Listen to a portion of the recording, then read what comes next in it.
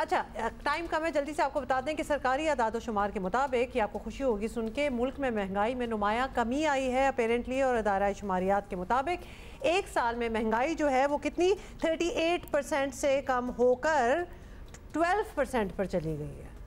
ये फील हुआ है वैसे 38 बिल्कुल, कुछ ना कुछ तो सर्टनली आटे की कीमत कम हुई है और चीज़ों की कीमतों में भी फ़र्क पड़ा है। अप्रैल में इन्फ्लेशन यानी अफराते ज़र 17.34% पर था, जो मई में कम होकर 11.76% पर आ गया। मई में टमाटर, प्याज 51%, चिकन 35%। अच्छा, गोश्त की कीमत में भी कमी हुई है, आपको पता है, आजन जो बकरे का गोश्त है उसमें भी कमी आई है। गंदम तकरीबन 23% सस्ती हुई है। आटा 20.12%, फल और सब्जियाँ 8% तक सस्ती हुए हैं। और हुकूमत सर्टनली इसका पूरा क्रेडिट ले रही है भाई। चलें, गुड बात है।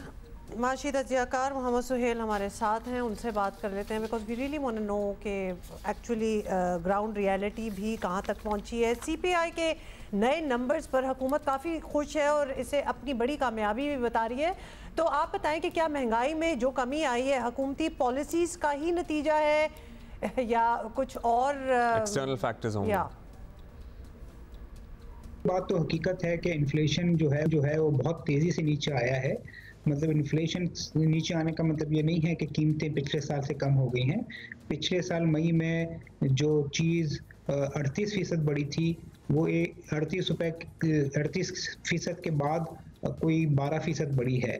तो जो ईयर ऑन ईयर इन्फ्लेशन है वो भी तवक्कुआत से ज़्यादा तेज़ी से नीचे आया है और मंथ ऑन मंथ तो नेगेटिव हो गया है। और ये इसमें रोल दो हैं मेरे ख्याल में। एक तो जो पिछली हुकूमत, जो केयरटेकर हुकूमत थी, और इस हुकूमत ने जो मॉनेटरी टाइटनिंग की है जिसका मकसद इन्फ्लेशन को कम करना होता है, स्टेट बैंक ने जो की है, एक तो वो सर फहरिस्त है।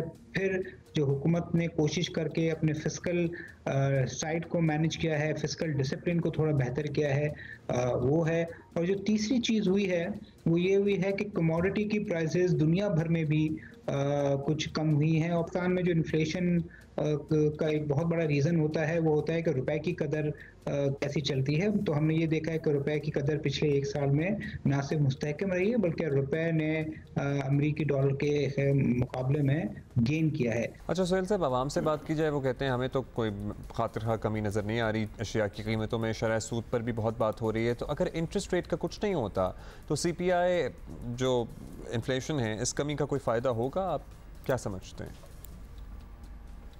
चीज़ें तो महंगी हुई हैं मगर इसमें टेक्निकल जो इकोनॉमिस्ट देखते हैं और सेंट्रल बैंक भी देखता है और हुकूमत जिसका दावा कर रही है वो ये कि इंक्रीज़ में कमी हुई है। यानी 38% जो 100 से 138 हुआ वो 138 से मज़ीद 38% नहीं बढ़ा है, 12% बढ़ के 151 हो गया। इसलिए आवाम को महंगाई नज़र आ रही है, मगर जो उसको प्योर टेक्निकल टर्म्स में बात करें तो महंगाई की रफ्तार कम हुई है। अब उसका हल आपने कहा कि आर्गुमेंट ये है कि इंटरेस्ट रेट कम हो। अब देखिए, इंटरेस्ट रेट टेक्निकली अगेन थोड़े से कम होने शुरू हो गए हैं। 22% के करीब हुआ करता था काइबोर, जो 21 के करीब आ गया है, 1% वो ऑलरेडी कम हो गया है। और 10 जून को स्टेट बैंक की मॉनेटरी पॉलिसी कमेटी की मीटिंग है, हमें उम्मीद है कि उसमें इंटरेस्ट रेट कम होंगे।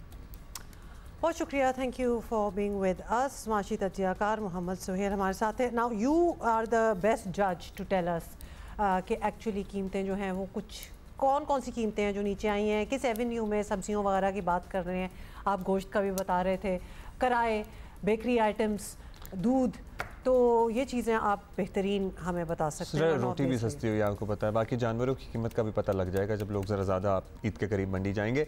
फिर कसाई जो चार्ज करेंगे उससे भी बड़ा अच्छा अंदाज़ा हो जाएगा।